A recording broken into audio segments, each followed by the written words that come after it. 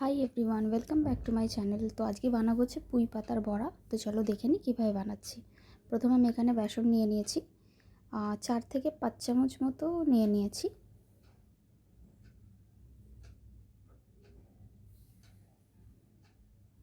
এরপর আমি দিয়ে দিলাম হচ্ছে কর্নফ্লাওয়ার। প্রথমে আগে ব্যাটারটা বানিয়ে নেবো, তারপর আমি দেখাচ্ছি কীভাবে কী করলাম। এরপর আমি এখানে দিয়ে নিয়েছি পোস্ত, তাতে দিলাম হচ্ছে কালো জিরে, দিয়ে দিলাম পরিমাণ মতো নুন, এখানে দিচ্ছি গুঁড়ো লঙ্কা, হলুদ গুঁড়ো,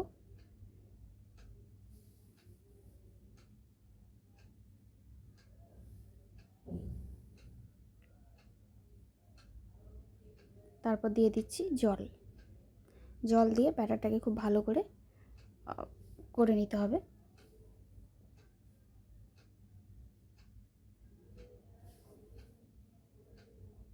এখানে না বেশি খুব পাতলা না খুব গাঢ়, একটা ব্যালেন্সড আর কি করে নিয়েছি। আর এটা হচ্ছে আমার পুঁই পাতা।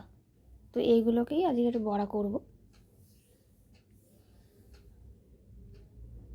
তো আমি এখানে ইভেন যে পাতাগুলো আর কি সমান সমান করে নেওয়ার চেষ্টা করেছি, কারণ এটা হয় না, আবার মাঝে মাঝে হয়।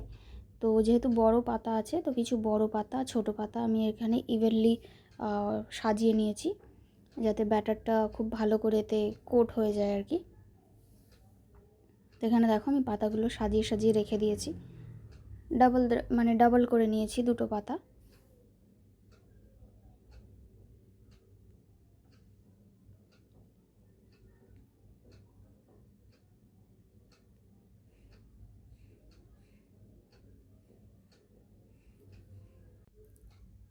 তো এখানে আমি এগুলো সাজিয়ে নিয়েছি। এরপর কড়াইতে তেল গরম করতে দেবো।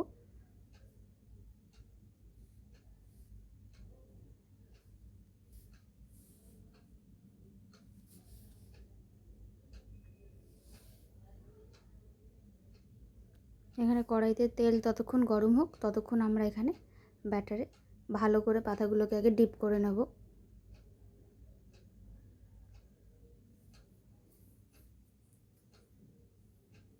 এটা কিন্তু ব্যাটারটা খুব পাতলা করলেও হবে না, আবার খুব গাঢ় করলেও হবে না। এটা সমানভাবে নিয়ে সব জিনিসটা করতে হবে, কারণ কি নয়তো পাতাতে না ব্যাটারটা ধরবে না যদি খুব বেশি পাতলা হয়ে যায়।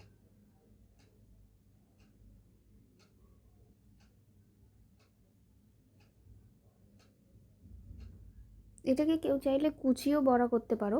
আমাদের শনিবার এটা আমরা করেছিলাম, যেহেতু নিরামিষের সাথে আমরা ডাল দিয়ে এটা দিয়ে খেয়েছিলাম, তো তাই কারণে একটু বড় বড় রেখেছি। তো এবার আমার এখানে খুব ভালো করে কোট করা হয়ে গেছে। এবার আমি তেলের মধ্যে দিয়ে দেবো, দিয়ে এপিঠ ওপিঠ খুব ভালো করে লাল করে একটু ভেজে নিতে হবে।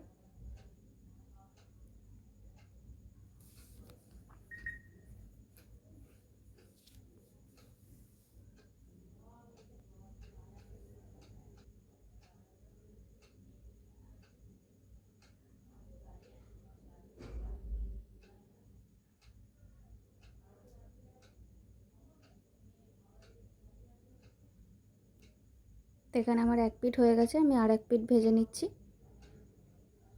তো এখানে এরকম ভাজা হয়ে গেলে লাল করে আমি তুলে নেব।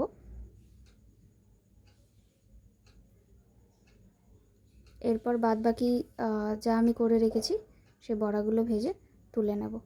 তো আমি এইভাবেই বানিয়েছিলাম পুঁই পাতার বড়া। তোমরাও বাড়িতে ট্রাই করতে পারো। আর যদি ভিডিওটি ভালো লাগে একটা লাইক শেয়ার একটা সাবস্ক্রাইব করে দিও। Thanks for watching.